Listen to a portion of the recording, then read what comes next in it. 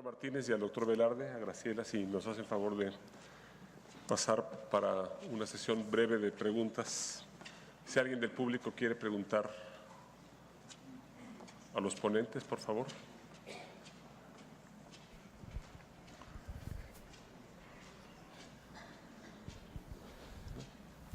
Doctor.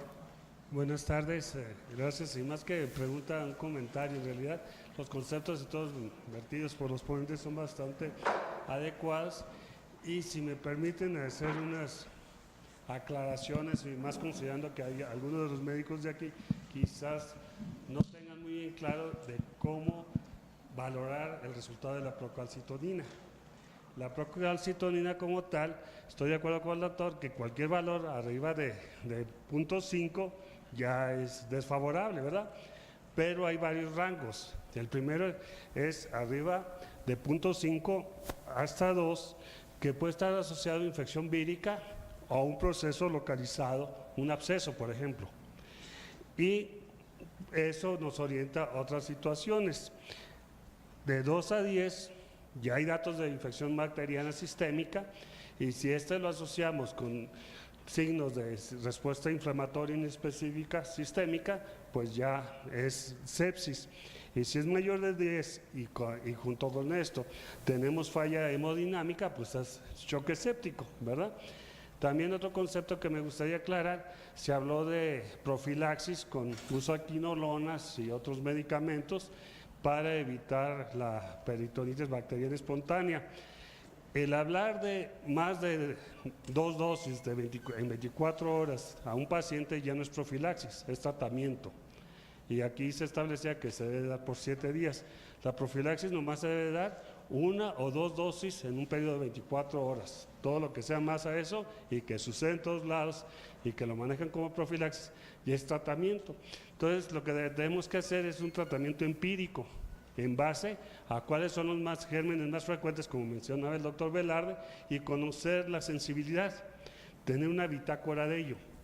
Y algo que es muy importante cuando vamos a iniciar un tratamiento empírico es conocer qué antibióticos ha recibido el paciente en los últimos 3 meses. Porque si ya recibió alguno de los que están indicados y ya lo recibió previamente, va a ser un fracaso. ¿Por qué? Porque el uso de ciertos antibióticos va a ser selectivo para resistencia bacteriana. Y si utilizamos esos con cierta recurrencia, va a ser falla. Y también en relación a las enzimas, a las bacterias productoras de beta-lactamasa, el problema es que en muchos lugares no se guarda la bitácora de qué sensibilidad hay en esas bacterias. Y luego, dale esto, y luego las costumbres o las modas, que es lo que está más reciente o algo. Espérese, no porque sea lo más nuevo va a ser lo más eficaz. Hay que validar los antecedentes históricos en la tendencia de la microbiología de cada unidad. Esos son los conceptos que quiero ver. Muchas gracias. Toño, ¿quieres responderlo? Me agrada el punto de vista de infectología, pero creo que aquí es algo bien importante. Vamos a empezar la controversia entre especialidades, ¿no? Es muy importante lo que usted dice, doctor, pero el paciente con cirrosis es un paciente totalmente diferente, con un comportamiento diferente. Y yo comprendo, incluso ustedes, los infectólogos, aún no han encontrado el tiempo ideal de los tratamientos. De hecho, ya antes de esos tratamientos de 7, 14 días ya son obsoletos, ya son tratamientos guiados con cultivo. Entonces, lo que se ha generado de conocimiento y está escrito y está validado son estos esquemas de tratamiento profiláctico, porque no tenemos identificado un foco infeccioso, entonces no es tratamiento dirigido a algo. Y eso ha evitado, por ejemplo, el uso de cefalosporinas de tercera generación en hemorragia digestiva alta en pacientes hospitalizados, ha demostrado un impacto en la disminución de citocinas proinflamatorias, de productos de lipopolisacáridos de la pared bacteriana de algunas bacterias. Le agradezco también la información de la procalcitonina. Esta es muy importante, sin embargo, los estudios para pacientes cirróticos específicamente como grupo no tienen un punto de corte, y el más que han encontrado es el de 0.49 hacia arriba, porque no correlaciona bien, es lo que yo insisto. No tenemos un biomarcador. Los biomarcadores en medicina son muy torpes, a no ser que pudiéramos hacer la determinación genómica de alguna situación, pero son muy torpes para detectar infección. Entonces, son muy promiscuos porque cualquier situación pueden alterarlos o también la síntesis que esté alterada por cualquier enfermedad. Entonces, realmente sí no es un punto de corte lo que hay en cirrosis, pero lo más aceptado, procalcitonina, proteína C reactiva, ya hay estudios con valores de cortes ya específicos, pero en un estudio determinado, que no lo podemos traspolar a todas las poblaciones. Eso es lo que quisimos expresar. Gracias.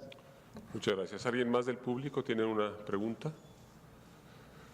En lo que alguien piensa, si quiere hacer alguna pregunta. Doctor Martínez, ¿cómo plantearía la diferenciación entre esa evolución del deterioro crónico de un paciente cirrótico, digamos, que va cayendo en los estadios terminales de la enfermedad, y este hallazgo tan importante, pues, del agudo en crónico? ¿Cómo hay que estar pendientes, cómo hay que estar alertas para identificarlo pronto y tratarlo oportunamente, porque es la oportunidad del paciente para resolverlo?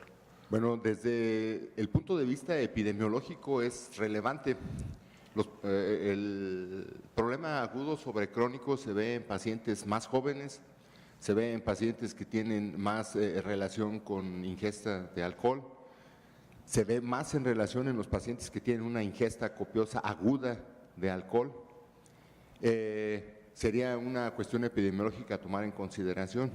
Y la otra, ante cualquier empeoramiento de la condición clínica del enfermo, empeoramiento de algún dato neurológico que nos sugiera que está en encefalopatía o que está empeorando la clase funcional de la encefalopatía, alguna conducta errónea en pacientes ya con cierta edad. Recordemos que bueno, algunos pacientes no tienen los síntomas clásicos de las infecciones y más aún pacientes en inmunocompromiso.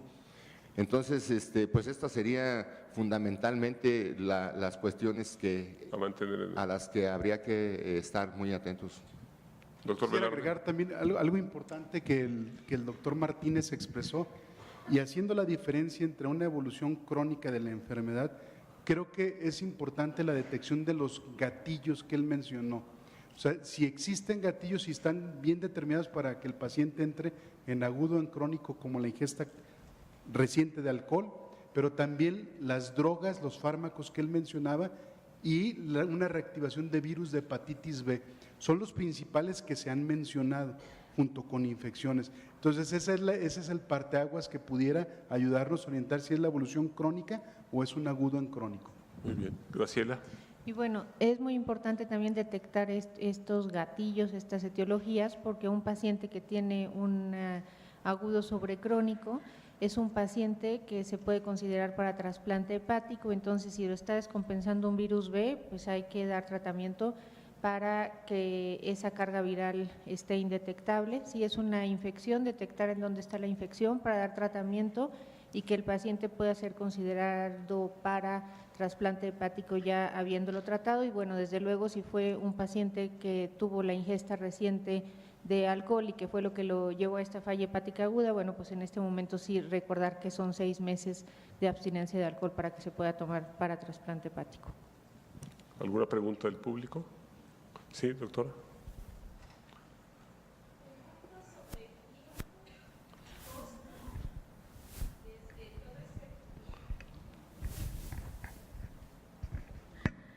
Desde el momento en que están buscando el receptor y el donador. Tiempo y costo. Tiempo y costo de todo el proceso de trasplante. Bueno, en cuanto al tiempo, es un proceso que es diferente. Si es un paciente que llega con una falla hepática aguda, llega al hospital con este diagnóstico y en 2 días o 3 está hecho el protocolo de trasplante. Como urgencia nacional, en cuanto haya un órgano, es cuando un órgano a nivel nacional se va entonces a considerar a ese paciente. Es una falla hepática aguda y podemos decir que los órganos han llegado desde 24 horas en que se sube como una urgencia nacional, a lo mejor hasta 3, hasta 1 semana. Son pacientes muy graves que se deben de estudiar rápidamente y trasplantar. También puede ser un paciente que esté con cirrosis hepática y que tenga un MEL que no esté tan grave, que a lo mejor tenga un MEL de 15 a 18, se pueden hacer los estudios más tranquilamente y puede llevar a lo mejor un tiempo de 3 a 6 meses, dependiendo de las citas como se vayan considerando en la consulta y se vayan dando. En cuanto a los costos, esto depende de cada institución. Hay trasplante hepático, como decía, en 2 centros de tercer nivel del Seguro Social como Centro Médico Siglo XXI, La Raza el 20 de noviembre, en Guadalajara, en Monterrey, en el Hospital General y en nutrición. En nutrición el costo se asigna de acuerdo a nivel socioeconómico y entonces esto lo maneja la trabajadora social, pero tal vez un nivel socioeconómico 1, que es el más bajito, es 40,000 pesos. Y el nivel socioeconómico 6 o 7, que es el mayor, ese ya se toma como si fuera un paciente, como si fuera de nivel privado, aunque probablemente se pueda hacer un mejor costo. Y bueno, pues en nivel privado, tal vez un trasplante pueda ir a 1,5 millones de pesos aproximadamente. Si se hace un estudio de un paciente con cirrosis hepática también en un hospital privado, probablemente todo el protocolo de trasplante se puede llevar a cabo en 5 días. No sé si alguien más quiere agregar porque aquí tenemos varios trasplantólogos también que ven todo esto. Bueno,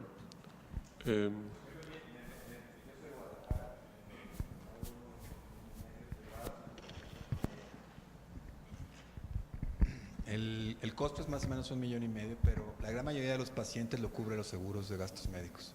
Entonces, realmente, dependiendo, hay compañías como GNP, en donde se hacen planes, cubren como un paquete y usualmente 1,5 millones de pesos en hospitales privados. Y lo que decía tiene mucho que ver. De que trauma hepático o que tenga una falla primaria del trasplante nacional. Tuvimos un paciente recientemente que nos apoyó, creo que nos apoyó el 20 de noviembre, no me acuerdo quién, en 24 horas estuvo el nuevo órgano. Entonces, definitivamente sí funciona el trasplante hepático en México, tanto en el DF, en Guadalajara, en Monterrey. Otras ciudades están creciendo, entonces definitivamente no es algo esotérico, ¿no? Y un punto que yo quisiera, de hecho es una pregunta y un comentario, es importante cuándo refieren al paciente. Entonces veían ahí que si refieren a un paciente en un MEL de 40, pues digo, ya mejor quédenselo ustedes, ¿no? O sea, porque realmente ya es muy tarde. Entonces esa idea de que es el último esfuerzo que vamos a hacer por el paciente es terrible, ¿no? El paciente debe ser referido de una manera temprana y tal vez en un MEL de 14, 15, que sea un momento para ser enviado a un centro de referencia, o si tienen alguna patología o comorbilidad asociada como hepatocarcinoma que nos da un mayor puntaje, referirlo en momentos más tempranos. No sé qué opinas tú, era más bien una pregunta hacia ti. Totalmente de acuerdo, y que sí se identifiquen estos pacientes, se refieran, que sí hay trasplante, que lo tomen en cuenta, porque es triste que muchos pacientes llegan y dicen, ya me dijeron que no hay nada que hacer, cuando si no se trasplantan efectivamente no hay nada que hacer, pero sí que se tomen en cuenta. Yo creo que todos los centros estamos creciendo en esto, cada vez van siendo más números. En nutrición el número es 50 al año, los últimos 2 años. En Guadalajara también se hacen más o menos estos 50 al año, y cada centro va creciendo en cuanto al número de trasplantes. Entonces, tenerlo en cuenta para que así también de esta manera crezca más este tratamiento. muy bien, muchas gracias. Bueno, una última pregunta, por favor, para continuar con el programa.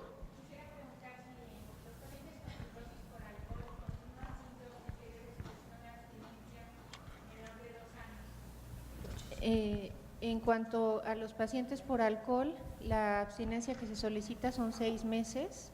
Y además, bueno, siempre llevar en conjunto el tratamiento con psiquiatría para ver que realmente el paciente esté consciente de que no va a volver a beber, y después de estos 6 meses se puede considerar para trasplante, por lo menos en nuestro centro, También se pide que tenga asistencia a un grupo de alcohólicos anónimos. Hay algunos centros, sobre todo en Inglaterra, que sí se consideran pacientes que tengan una ingesta alcohólica hoy, que hoy tengan una hepatitis aguda alcohólica, que no mejore con tratamiento con esteroides y que no baje ese, que tenga que no tenga una mejoría con el tratamiento, pero eso, bueno, nada más en algunos centros. Aquí en México se solicita esta abstinencia de 6 meses, no a 2 años. Muchas gracias.